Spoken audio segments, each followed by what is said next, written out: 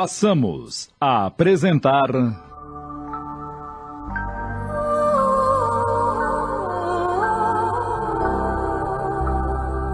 Renúncia, minissérie de Tony de França em 20 capítulos da obra psicografada por Chico Xavier, ditada pelo Espírito Emmanuel.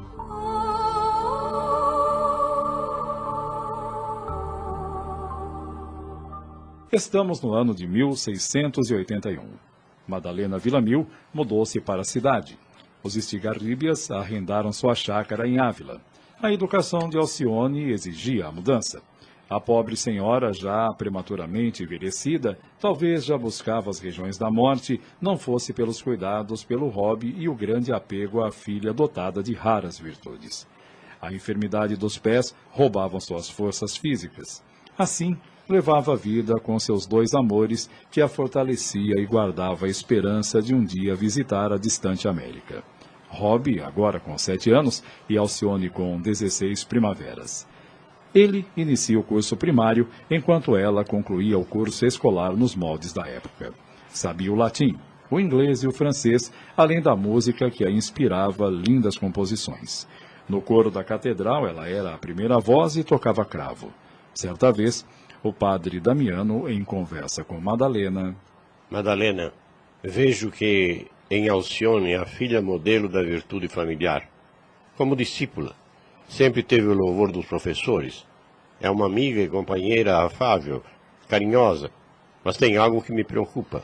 Em que vos referis, padre? Dizei-o. Bem, tenho notado que ela ainda não arrumou um namorado. E tampouco fala no matrimônio ou amor conjugal.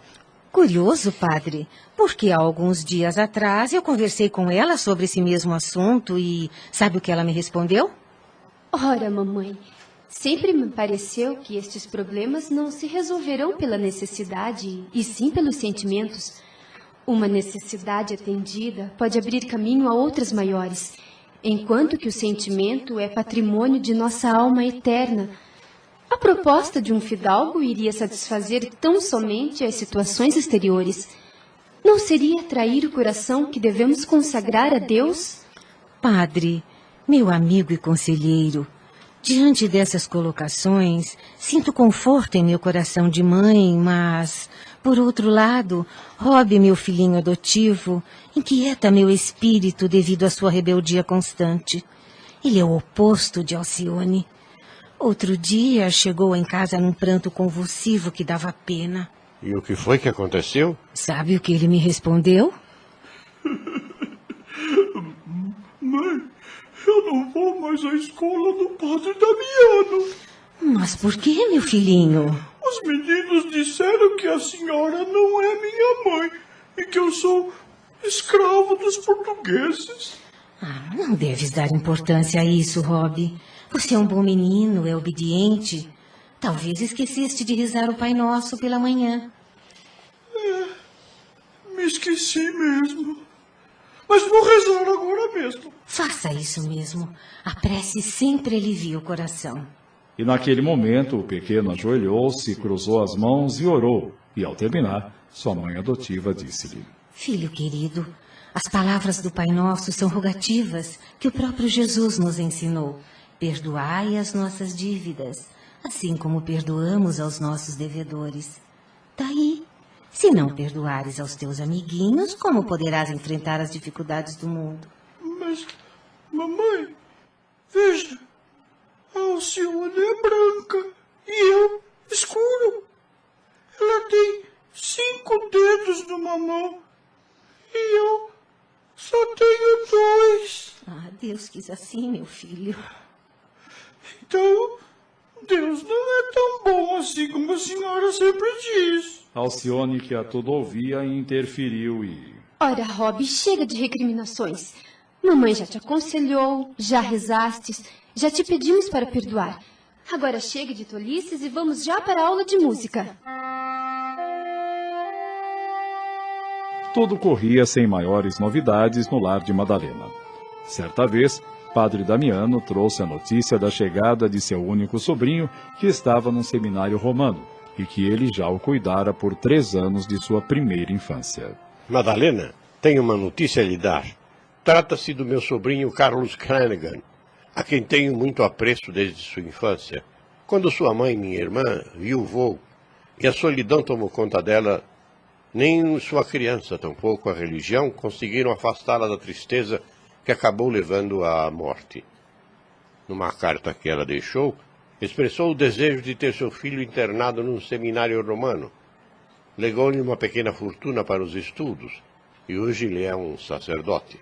Não deixa de ter sido uma tarefa árdua. E, ao mesmo tempo, para fazer a vontade da mãe, que não quis que seu filho viesse a sofrer tal qual ela num casamento. Francamente, eu nunca concordei com a vontade de minha irmã, pois acredito que o sacerdócio deve ser visto como uma vocação, uma tarefa sagrada. E Carlos foi levado ao seminário contra a vontade, creio eu. E quando chega o padre Carlos? No momento ele está na Irlanda, onde celebrou sua primeira missa por obediência aos parentes.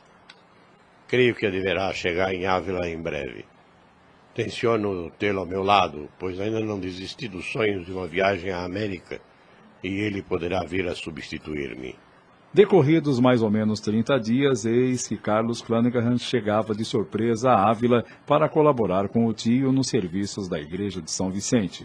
Alto, magro, olhos lúcidos, boa aparência, beirando seus 30 anos, impressionava pelo fino trato pessoal.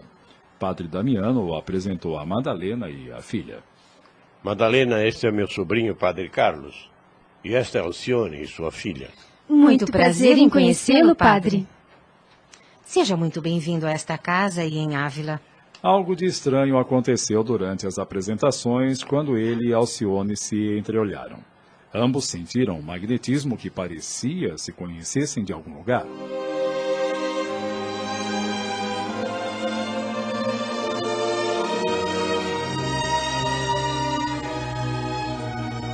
tio, estou maravilhado. Madalena é encantadora. E a filha me deu a impressão de tê-la já conhecido de alhures. É uma criatura angelical, divinamente inspirada. Falava de Sócrates e Cícero com tanta intimidade, colocando cada um no seu lugar à face de Jesus? Que bom, meu sobrinho. Alegro-me com isso. Que bom que ele assim pense. Talvez a Alcione poderá ajudá-lo a se firmar em diretrizes seguras da vida sacerdotal. Eu preciso falar com a Alcione. No dia seguinte, após a missa, Padre Damiano chamou a jovem Villamil e confidencialmente falou-lhe. Querida, falo-te como pai espiritual, pedindo o teu fraternal apoio para com o Padre Carlos, pois sei que tuas orações de pureza devocional são tesouros preciosos ante o amor de Jesus. Alcione, confesso-te que não sinto que meu sobrinho esteja tão convicto em suas decisões no caminho sacerdotal e receio por um desastre espiritual. Mas, Padre Damiano, não creio ter alguma coisa de mim para auxiliá-lo. Mas estou certa que Jesus não nos faltará com a ajuda do seu amor inesgotável. Os dias sucediam-se com um discreto júbilo de duas almas unidas no sublime mundo das ideias, mas separadas no plano físico. Alcione era para o jovem padre a personificação do seu ideal humano, mas as algemas religiosas lhe atavam ao celibato. Ele pensava: preciso revelar-lhe meus sentimentos mais íntimos. Mas como? Cada vez que tento, ela impede meus impulsos? Não me resta dúvidas do amor que sinto por ela e sinto que ela também sente o mesmo. Padre Damiano estava feliz com a presença do sobrinho que irradiava alegria e contentamento de estar em Ávila, mas ignorava o drama silencioso de dois corações. Estamos apresentando Renúncia. Voltamos a apresentar Renúncia. Padre Carlos, teus ideais são os meus. Enquanto aguardei tua vinda, os sonhos de um lar povoaram minha alma. Mas tão logo nos encontramos, compreendi que meus ideais deveriam ser renovados. Parece que Jesus havia estabelecido outros desígnios às nossas lutas terrenas. Mas a alma é servida por estranhos poderes que o mundo ainda não conhece. Sinto que o Senhor recomenda-me adiar meu idealismo de mulher em favor de propósitos mais elevados. Compreendes? Acredito que tens razão para assim pensar e agir, mas peço-te que rogueis aos céus que eu mitigue minha dor por não possuir minha própria família. Carlos, posso assim te chamar na nossa intimidade? Era justamente o que eu ia te pedir quando estivermos a sós. Pois bem, o amor não é apenas um sol que ilumina, mas também é um vulcão que devasta. Devemos ser duas almas unidas numa só aspiração, mas que nunca encontraremos os júbilos da união sem o peso do sacrifício. Julgas que nossos sentimentos sejam um pecado aos olhos de Deus? Não o creio. O amor é lei universal que une o Criador ao infinito de suas obras. Tudo isso porque a Igreja nos acorrenta a compromissos absurdos. Não te deixes levar por pensamentos revolucionários. A exemplo do que se sucede com a reforma, é possível que no futuro os ministros das igrejas participarão das alegrias de um lar. Tuas palavras enternecem meu coração. Nunca ouvi antes comentários tão justos relativos ao sacerdócio. Sua inspiração sublime não cicatriza de todo minha chaga espiritual, mas tenhas certeza que engrandeceu aos meus olhos a tarefa apostólica da minha responsabilidade no caminho para Deus. Para Alcione era preciso conservar-se com Cristo, ainda que o mundo lhe fosse adverso. Lutaria contra si mesma até o fim. A luta interna de ambos continuava. Ele, por sua vez, insistia em mostrar seu amor, até que certo dia ele não suportou e disse: Perdoa-me, Alcione, mas o amor me alucina. Tua imagem me preocupa a mente e o coração. Até na hóstia consagrada chego a divisar teu sorriso. Carlos, não procedas assim. Só Jesus é bastante digno do amor supremo. Amo-te também acima de todas as coisas na terra. Mas sou mísera criatura, Carlos. Saibas que também não posso viver sem sonhar com teus carinhos. Concordo com tua resignação admirável, apesar de não participar das tuas virtudes celestiais. Penso que não se nega uma gota de orvalho a uma planta tenra. Concede-me um beijo apenas e serei o mais ditoso dos seres. Como ambos se achavam dentro do presbitério, ele retrucou: Não temas.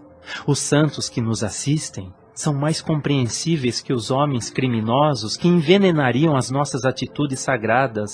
Mas estamos aqui na morada de Deus, que é Pai amoroso e sábio. Não posso. Mas por quê? Carlos, o incêndio devastador começa de uma simples fagulha. E que dizermos de um homem que, sentindo o frio do inverno na floresta, acendesse uma chama imprudente, ameaçando a si e aos seus para livrar-se do terrível frio? Sou mesmo infeliz. Entretanto, nunca traí meus deveres. Perdoa-me, Carlos, mas não posso dar-te o beijo que pediste. Mas te dou o ósculo de minha alma. Abaixo do céu és o maior afeto, mas entre nós está Jesus Cristo. Confio a Jesus o beijo de minha alma, para que seu misericordioso coração te entregue a minha pobre lembrança. Compreendo. É preciso suportar o isolamento e cumprir o dever até o fim. Preciso falar com o meu tio e colocá-lo a par desta situação que me tortura dia e noite.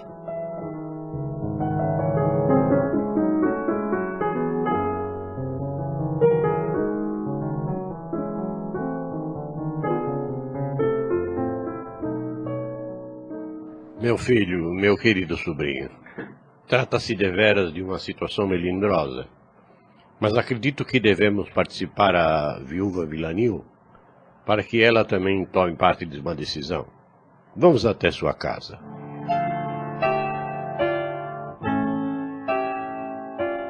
Padre Damiano, Padre Carlos, eu já os considero quase como membros de minha família e a narrativa desse fato me surpreende sobremaneira, que para o meu coração de mãe é tudo muito estranho, pois jamais poderia imaginar que entre minha filha e o Padre Carlos pudessem existir laços afetivos de tal natureza. Senhora Villamil, o que meu tio expôs não passa por enquanto de pretensão minha, pois não existem laços entre nós, mas sim inclinações. Mas, então, Alcione ignora as providências em curso? Sim, decidimos vir até aqui devido à nossa confiança e intimidade, pois não desejávamos resolver tão delicada situação por nós mesmos, quando a solução afetará a todos, uma vez que o ambiente em que me encontro sufoca o coração, bem como o celibato compulsório que a Igreja Romana impõe. Vejo, Madalena, que o caso te impressiona mais do que poderia supor, mas jamais poderia deixar de usar a franqueza, uma vez que envolvem dois corações jovens. Mas estou ciente de que meu sobrinho nada pode e nem deve resolver sem que Alcione seja ouvida. Tenho certeza que sou a primeira a desejar a felicidade de minha filha, mesmo sabendo das arrojadas pretensões do Padre Carlos diante da nossa sociedade. Alcione nunca me deu o menor dos problemas e, pela primeira vez, me vejo a examinar tão difícil tarefa quanto ao seu futuro. Mas concordo que só ela poderá elucidar-nos o que mais convenha. Nesse momento, Alcione adentra a sala de surpresa e saúda afavelmente os amigos e... Que alegria em revê-los! Como estão nossos queridos amigos? Muito bem, obrigado, graças a Deus. E tu, minha filha, como estás? Tudo em paz, graças a Deus. Desculpem-me por interromper a conversa de vocês, mas... Alcione, estávamos justamente falando a seu respeito. A meu respeito? Por acaso fiz algo de errado? Não, filha. É que o assunto que me preocupa é sobre as intenções de Carlos em relação a ti. E, bem, eu me sinto sem forças para resolver. Já me entendi com tua mãe e agora esperamos que te pronuncies. Padre Damiano, me sinto envolta num círculo de opiniões, mas em sã consciência não posso concordar com tudo isso. Eu creio que Carlos está sendo vítima de grande equívoco. Alma alguma poderá ser feliz esquecendo seus deveres. Mas, filha, meu sobrinho irá renunciar aos votos sacerdotais, mas irá continuar ao serviço de Jesus dentro do Evangelho.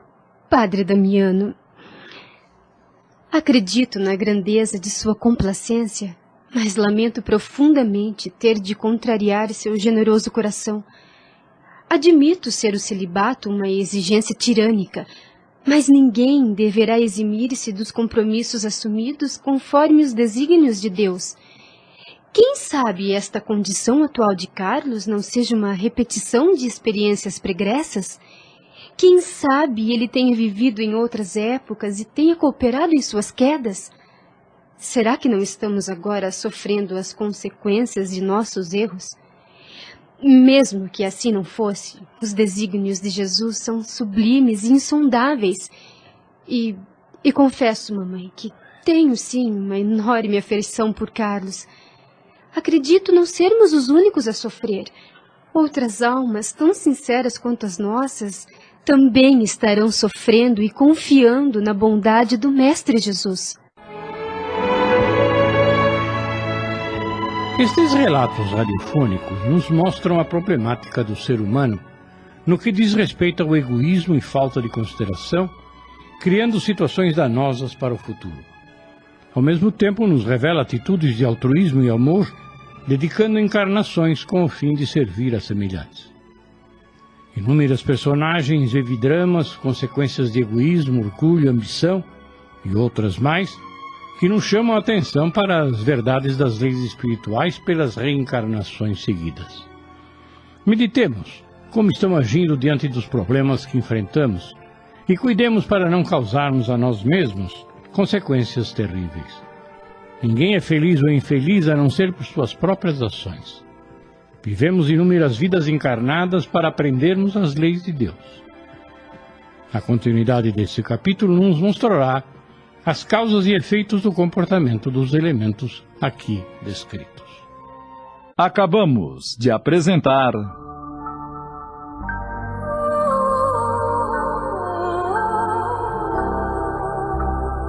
Renúncia, minissérie de Tony de França em 20 capítulos da obra psicografada por Chico Xavier, ditada pelo Espírito Emmanuel.